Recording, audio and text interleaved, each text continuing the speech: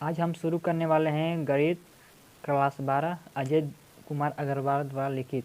इसको हम सॉल्व करेंगे। तो पहला अध्याय को पहले शुरू करते हैं।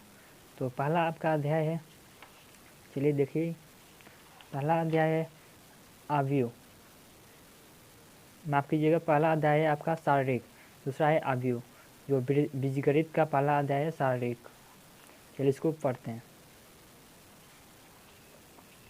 तो देखिए, पहला है आपका बीजगणित का शारीरिक, इसे इंग्लिश में डिटरमिनेंट पढ़ते हैं।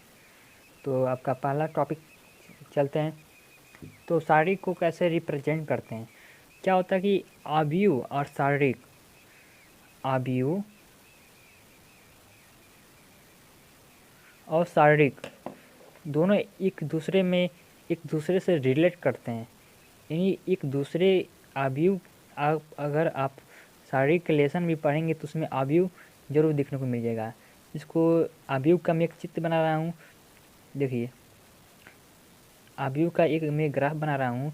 इसमें A11, A12, A13, A21, A22, A23, A31, A32, A33। ये आपका अवयव का ग्राफ हो गया। इसमें जितने भी ये दिखाई दे रहे हैं ये आपके एलिमेंट हो गए। इसमें संख्या हो सकते हैं या एल्जेब्रिक एक्सप्रेशन हो सकते हैं, इसमें एल्जेब्रा हो सकते हैं या कुछ भी हो सकते हैं, या संख्या हो सकते हैं। इसको एलिमेंट बोलते हैं इस अवयव के लिए। वही इसको इसी तरह निरूपित करते हैं। आज इनका कोई संख्यात्मक मान नहीं होता है अवयव का, जबकि और इसी का संख्यात्मक मान ही आपका शारीरिक कहलाता है। इसको देखिए, शारीरिक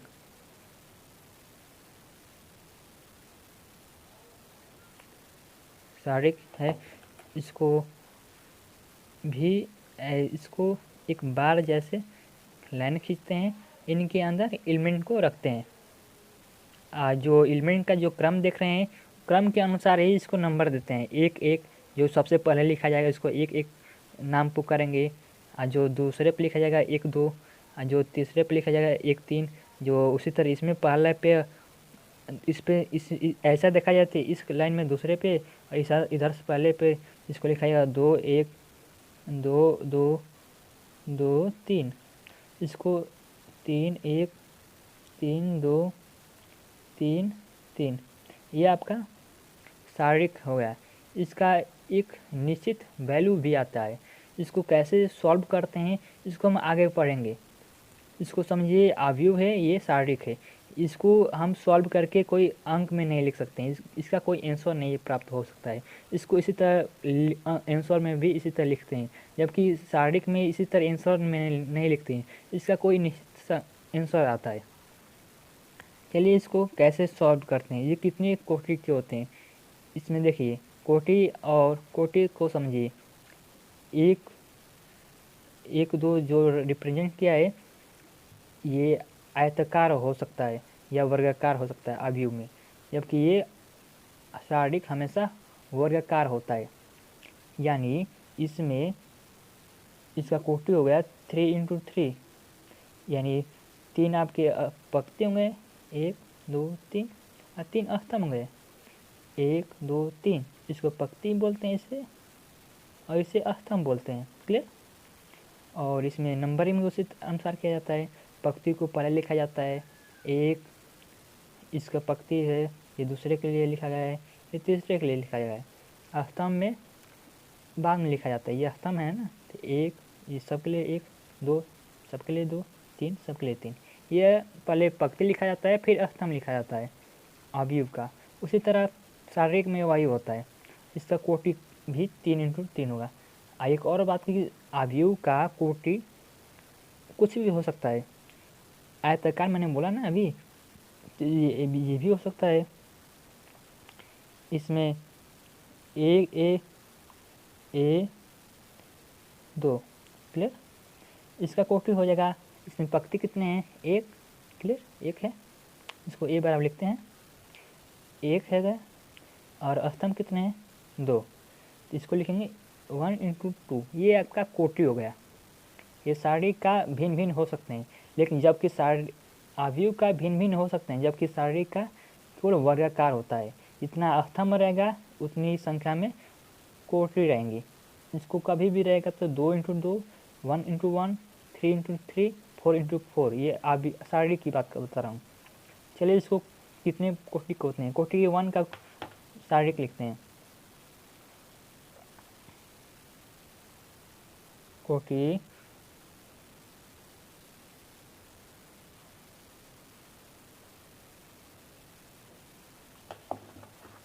इसको ए से लिखते हैं, A11, ये आपका कोटि 1 का सारणी हो गया। इसका आंसर क्या आएगा, इसका आंसर आएगा A11, ये आपका आंसर हो गया। अब देखते हैं कोटि 2 के सारणी।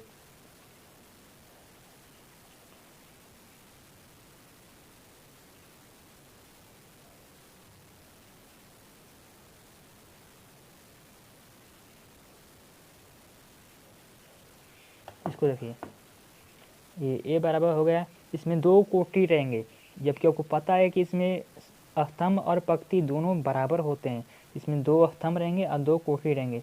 इसको लिख दिए A11, A12, A21, A22, ये आपके 2 कोटि हो गए, 2 स्तंभ हो गए। इसको यहाँ कोटि दर्शाना भी होगा तो यहाँ पर लिखेंगे 2 इंटू 2, नहीं दर्शाना होगा तो नहीं लिखेंगे। इसको कैसे हल करते हैं, इसको पहले समझिए। इसको हल ऐसे किया जाता है कि इसका मल्टीप्लाई इसमें किया जाता है और इसका मल्टीप्लाई इसमें। फिर लिखते हैं, देखिए इसको एक पंक्ति में लिखेंगे, एक लाइन में इसको लिखेंगे, इसका मल्टीप्लाई इसमें, तो हो जाएगा A11 इंटू A22, फिर माइनस A12 इंटू A21। इसका हल करते हैं, क्लियर। इसको ऐसे ही हल करते हैं, इसका मल्टीप्लाई इसमें, इसका और फिर माइनस इसका मल्टीप्लाई इसमें, ये आपका सॉल्यूशन हो गया। ये आपका कोटि 2 के सारणी को ऐसे ही हल करते हैं। यहाँ पर सारणी का चिन्ह लगाने के बजाय मैंने अवयव का लगा दिया, यहाँ पर गलत होगा। यहाँ पर सारणी का चिन्ह लगेगा, लाइन, सीधा लाइन रहेगा। इसको एक और तरीके से समझिए, यहाँ पर 3 हो गया, यहाँ पर 5 हो गया, यहाँ पर 4 हो गया, यहाँ पे 6 हो गया, क्लियर। इसको लगा दिए सारे। इसको हल कैसे करेंगे, 3 इंटू 6 हो जाएगा आपका 18, और फिर बताएं माइनस, और 4 इंटू 5 हो जाएगा 20। इसका आंसर आएगा आपका -2, क्लियर। चलिए कोटि 3 के देखते हैं अवयव, कोटि 3 के अवयव।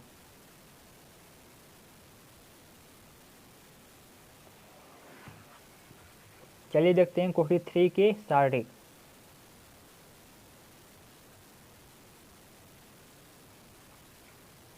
तो होगा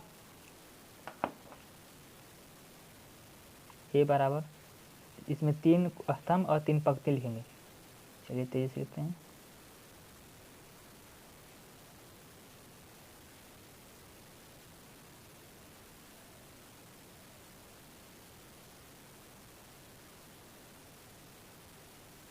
क्लियर। इसको कैसे सॉल्व करते हैं, इसको देखिए। इसको सॉल्व ऐसे करते हैं कि किसी एक पंक्ति या एक स्तंभ को लेकर सॉल्व करते हैं। और कहेगा कि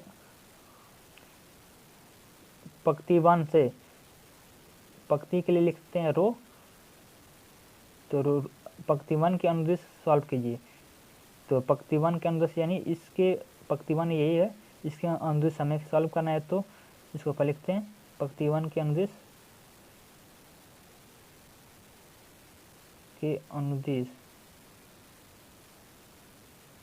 प्रसार या सॉल्व। पंक्ति 1 के अनुदिश हमें प्रसार करना है, तो पंक्ति 1 का एक अवयव को बाहर लिखते हैं,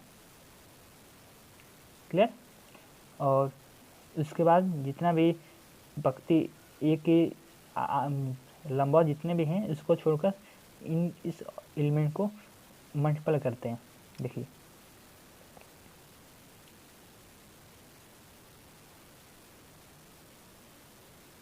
यहाँ पर 2 रहेगा, 3, क्लियर।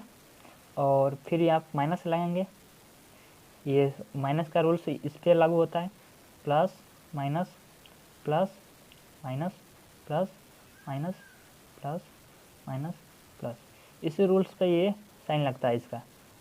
इसका आगे क्या लगेगा, माइनस लगेगा इस रूल्स पर, क्योंकि आगे मुझे यही लिखना है A12।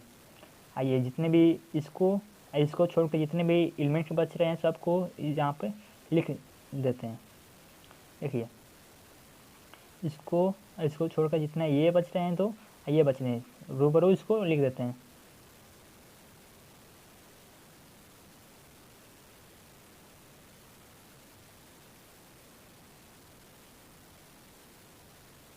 क्लियर। और फिर साइन लगाएंगे प्लस का, क्योंकि पंक्ति 1 के अनुदिश हम प्रसार कर रहे हैं, तो ये इन पंक्ति 1 का जितना भी साइन है इन्हीं के अनुसार हमें हल करना है। तो पंक्ति 1 के लिए हम प्लस लगाएंगे। अब इसको लिखेंगे A13, फिर लिखेंगे इसको छोड़कर जितने भी एलिमेंट बच रहे हैं सब यहाँ पे लिखेंगे।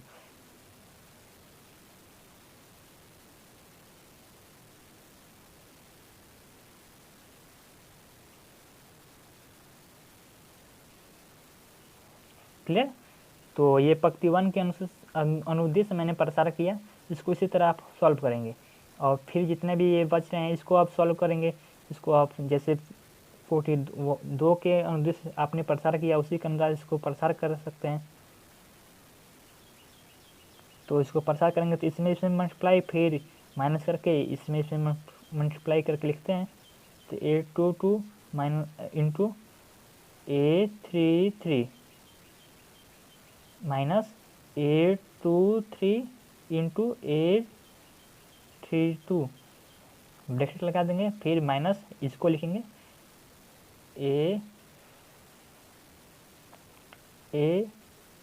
A12 ब्रैकेट लिखेंगे A21 इंटू A33 माइनस, फिर इसको हल सॉल्व करेंगे।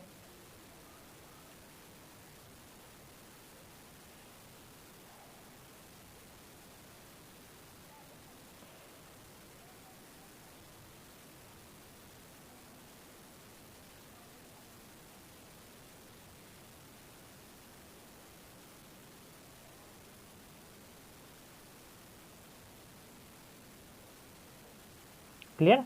इसको ऐसे ही हम प्रसार करते हैं। आप चाहे तो यहाँ से आप डायरेक्ट इसी तरह भी लिख सकते थे, कोई इसमें प्रॉब्लम नहीं है। जो नहीं है कि इसको दर्शाएंगे, तो आप ऐसे हल करें, इसको डायरेक्ट इसको सॉल्व करें या इसको दो भागों में तोड़कर इसको हल करें। यहाँ पर आपका आंसर इसी तरह आपका विधि हो गया। यहाँ पर जब नंबर लिखेंगे तो यहाँ पर नंबर में मल्टीप्लाई करके सब्ट्रैक्शन करके इसको सॉल्यूशन करके हम हल प्राप्त कर लेंगे। यहाँ पर मैंने संकेत द्वारा इसको समझाया।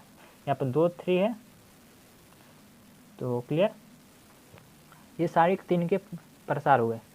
ये प्रसार आपके कोटि 3 के साड़ी का मैंने पंक्ति 1 के अनुदेश प्रसार किया। आप पंक्ति 1 के अनुदेश मैंने प्रसार किया, पंक्ति 2 के अनुसार भी अनुदेश भी आप प्रसार करेंगे तो उसी अनुसार करेंगे। यहाँ पर जहाँ पर A11 लिखा वहाँ पर A21 लिखेंगे आप, और इसको छोड़कर बाकी को यहाँ पर ऐसे लिखेंगे। और उसी तरह पंक्ति 2 के जितने भी एलिमेंट हैं इनको सामने लाएंगे और बीच में जितना बच रहे हैं उसको ऐसे लिखेंगे। और फिर कोटि 2 के अनुसार साड़ी का प्रसार करके इसको सॉल्व करेंगे। इसको ऐसा ही एक प्रारूप सॉल्व किया जाता है। ये आपका मूलभूत सॉल्व करने का तरीका है। और नए नए गुणधर्म के अनुसार आप इसको और आसानी से साड़ी को हल कर पाएंगे। इसलिए इसको प्रारंभिक सॉल्व करने का तरीका यही है आपका। इसको पंक्ति के अनुसार प्रसार करें या स्तंभ के अनुसार प्रसार करें। और आप स्तंभ के अनुदेश प्रसार करेंगे, यहाँ स्तंभ लिखेंगे, फिर यहाँ पर 2 1 हो जाएगा, जो बचेगा वैसे ही नियम पालन करेंगे। तो इसको प्रसार करने में कोई मुश्किल नहीं होगा मेरे ख्याल से। चलिए अगला टॉपिक की ओर बढ़ते हैं। तो अब हम जानते हैं सारणी के प्रारंभिक गुणधर्म। इसमें कुछ 8 से 10 के करीब कुछ गुणधर्म है, उसके अनुसार आप सारणी को आसानी सॉल्व करने में आपको हेल्प मिलेगा।